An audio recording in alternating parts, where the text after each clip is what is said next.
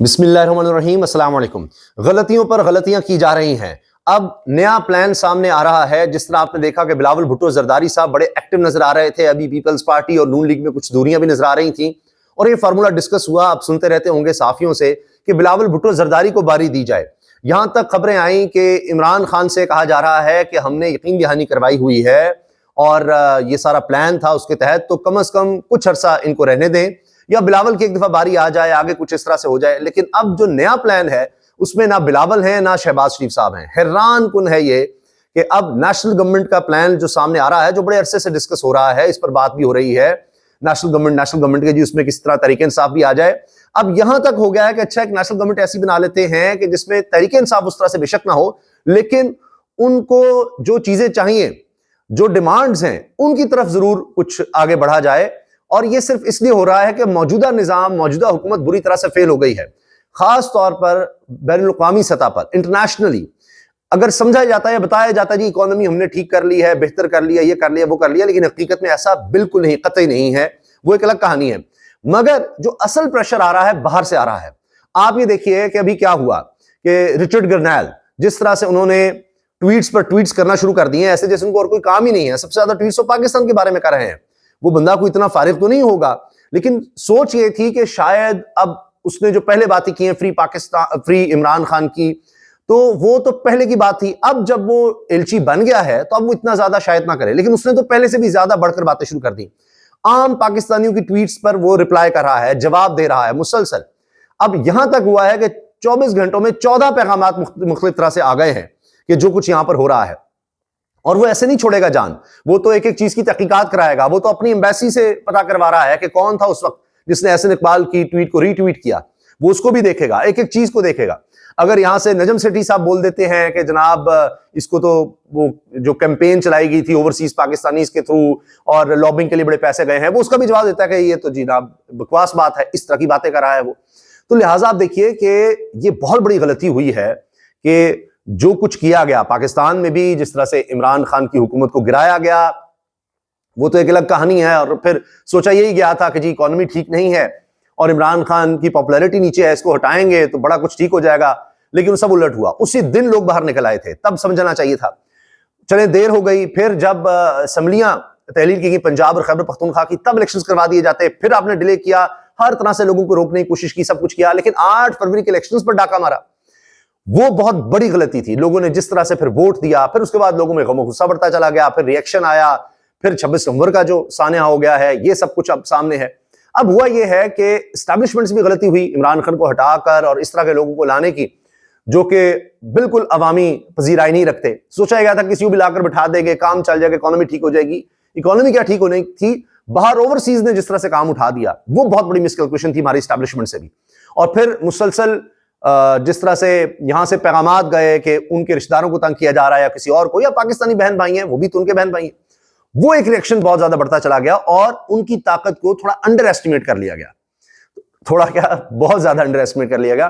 اب میں آپ کو صرف ایک مثال دیتا ہوں کہ رچرڈ گرنیل کا کیا کرنا ہے۔ اچھا ایسا کرو، یہ غلطی ہو گئی، جیو نے اس کے خلاف کمپین شروع کر دی، فلاں کر دیا، اب چینلز کو کہہ دیا گیا نہیں نہیں اس کے خلاف کوئی بات نہیں کرنی۔ آپ سوچئے، یہ تو ڈونلڈ لو جیسے ایک نچلے سطح کے افسر کی تاب نہیں لا سکے، تو رچرڈ گرنیل جو وزیر خارجہ کے لیول پر اس وقت کھڑا ہے، اس کا یہ کیا کریں گے؟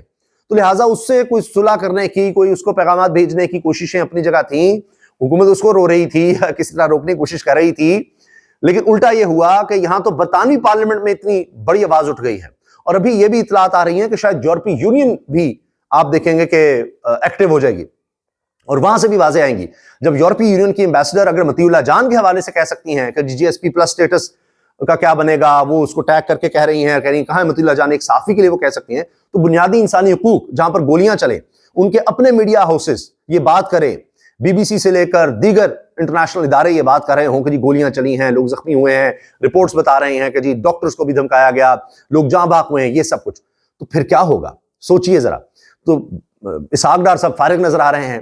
اب میاں نواز شریف صاحب کیا مانیں گے؟ نیشنل گورنمنٹ کو کہیں گے ہم تو برباد ہو گئے، تو کیا ہم کریں گے؟ نیشنل گورنمنٹ میں ہمیں کیا ملے گا، کیا ہوگا؟ شہباز شریف صاحب تابعداری میں کچھ بھی کر لیں گے، پیپلز پارٹی مانے گی، اور سب سے بڑھ کر یہ کہ کیا عمران خان نیشنل گورنمنٹ پر اگری ہوں گے؟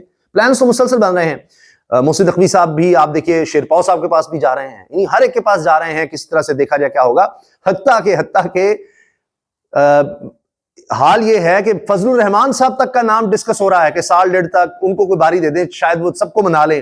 آج کل تحقیق انصاف کی بھی قریب ہیں تو 1-1.5 سال کے لیے وہ وزیر اعظم کی باری لگا لیں تاکہ کچھ حالات ٹھیک ہو جائیں, کچھ صلح صفائی بیچ میں ہو جائے, کچھ ہم اس چیز کو گزار لیں, شاید کچھ ایک استحکام آ جائے, یا معاشی طور پر ہم کچھ جو نظر آ رہا ہے یا بظاہر دکھایا جا رہا ہے, یہ کہنا چاہیے کہ جی معاشی طور پر بہتری آ گئی, اس کو کنٹینیو کر لیں. اس طرح کا پلان چل رہا ہے اور یہ اب نظر آ رہا ہے کہ اس پر آگے بات چیت چلائی جائے گی.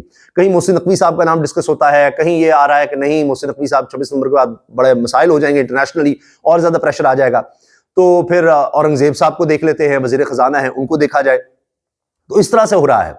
تو اب نون لیگ کا مسئلہ یہ ہے کہ ان کے پاس عوام مینڈیٹ ہے نہیں, کچھ بھی کیا جاتا ہے ان کے لوگ تو اشارہ کریں گے تو آ جائیں گے. پیپلز پارٹی کا شاید اتنا آسان نہ ہو, لیکن نون لیگ کا تو کوئی مسئلہ ہی نہیں ہے. جس طرح شہباز شریف کو کہیں گے چلو تم نے تابعداری کر لی, آگے بھی تمہیں ایڈجسٹ کہیں کر دیں گے, وہ تو مان جائیں گے. اس طرح کے نون لیگ کے لوگ کہاں کہ جی کاروبار تباہ ہوں گے, فلاں ہوں گے, ہمیں کون سا لوگوں نے ووٹ دیا تھا, جس طرح دیکھ لیتے ہیں. مسئلہ نواز شریف صاحب کا آئے گا, وہ کہیں گے اچھا سینٹر سے جاتی ہے گورنمنٹ جائے, لیکن مریم کا کیا ہوگا, اس کو کس طرح سے انٹیکٹ رکھنا ہے, یہ سب ہوگا. اصل مسئلہ پھر بھی عمران خان کا ہی رہنا ہے.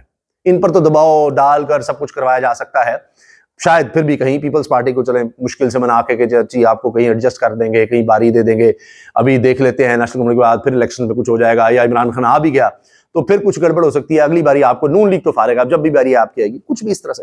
لیکن مسئلہ ہے عمران خان کا, اور یہ جو اب انٹرنیشنلی جس طرح سے پریشر آ رہا ہے اس میں دیکھیے جو میں عرض کر رہا تھا کہ رچرڈ گرنیل کی تیاری کرتے رہے, ان کو روتے رہے, اور یہاں پر کیا ہوا کہ برطانیہ سے بڑی مضبوط آواز اٹھی ہے, اور یہ ان کے ممبر پارلیمنٹ ہے ترنجیت سنگھ, انہوں نے کہا ہے کہ میری کانسٹیٹوئنسی کے لوگ مجھ سے پوچھتے ہیں, خاص طور پر عمران خان کے حوالے سے بات ہوتی ہے, تو ہماری گورنمنٹ, ہمارے سارے منسٹرز جو ہیں وہ اس چیز کو انشور کریں کہ بنیادی انسانی حقوق پر عمل ہو رہا ہو پاکستان میں. اور آپ کو یاد ہے اس پر ہم نے ویڈیو بنائی تھی کہ ان کے وزیر خارجہ, برطانوی وزیر خارجہ نے اپنے ممبر پارلیمنٹ کو خط لکھا کہ کوئی ملٹری ٹرائل نہیں ہوگا عمران خان کا, یہ انہوں نے بات کی تھی. اب یہاں حکومت دکھانا چاہتی ہے خواجہ آصف تک کہ جی یہ تو جب تک جنرل فیض کے ساتھ عمران خان کی نہیں ہوگا تب تک بات ہی نہیں بنے گی, ہم یہ کر دیں گے وہ کر دیں گے. یہ اب گیدڑ بھپکیاں ہی ہیں, نظر آ رہا ہے, صرف ڈرانے کے لیے, دھمکانے کے لیے. وہ جو ڈرا دھمکا رہے تھے اب الٹا ان کے ڈرنے کا وقت آ گیا ہے, اور وہ ہے. تو اب یہ بھی دیکھیے کہ اب حال یہ ہے کہ اس وقت نظر یہ آ رہا ہے کہ اب امریکہ تو امریکہ, اس کی طرف سے نئی ایڈمنسٹریشن کے ساتھ تعلقات کس طرح بنانے ہیں, کیا کرنا ہے, وہ ایک مسئلہ بنا ہوا ہے. اب برطانیہ بھی آ گیا ہے, اور دیکھیے ترنجیت سنگھ کیا کہہ رہے ہیں, ذرا سنیے. اور اس کے بعد جو خاص طور پہ جو گورنمنٹ کی طرف سے یقین دہانی کروائی گئی تھی, ہاں جی تمام ہمارے جتنے بھی منسٹر جو ہیں, یعنی وزیر خارجہ وغیرہ جو بھی ہیں, وہ اس پر میں یقین دلاتی ہوں کہ وہ دیکھیں گے, اور پھر ہم آپ کو پورا اس کا جواب بھی دیں گے. جو باتیں ترنجیت سنگھ نے کی ہیں اس پر کہ جی انسانی حقوق کا انشور کیا جائے کہ پاکستان میں اس پر عمل درآمد ہو, اس کو دیکھا جائے, عمران خان کے حوالے سے دیکھا جائے, تو آوازیں ہر طرف سے اٹھ رہی ہیں. Prime Minister Imran Khan, after the killing of several protesters there, and with many more injured and hospitalized, in addition to their anxieties about abductions, torture, and transnational repression. So can the Leader of the House please ensure that our UK government ministers make representations to their Pakistan counterparts so that democratic norms, press freedoms, and the human rights of all are protected? صحافت کی آزادی کا بھی دیکھیں اور انسانی حقوق کا بھی دیکھیں, عمران خان کو بھی دیکھیں کہ اس کے ساتھ کس طرح کا سلوک ہو رہا ہے. اس سب پر جواب لیں گے پاکستان سے, یا ان سے بات کریں گے. Well, he'll be aware that the British government and ministers are in constant dialogue with counterparts in around the world and in Pakistan. کہہ رہے ہیں پاکستان سے بھی ہم اس پر بات کر رہے ہیں, سب سے بات مسلسل ہوتی ہے انسانی حقوق پر.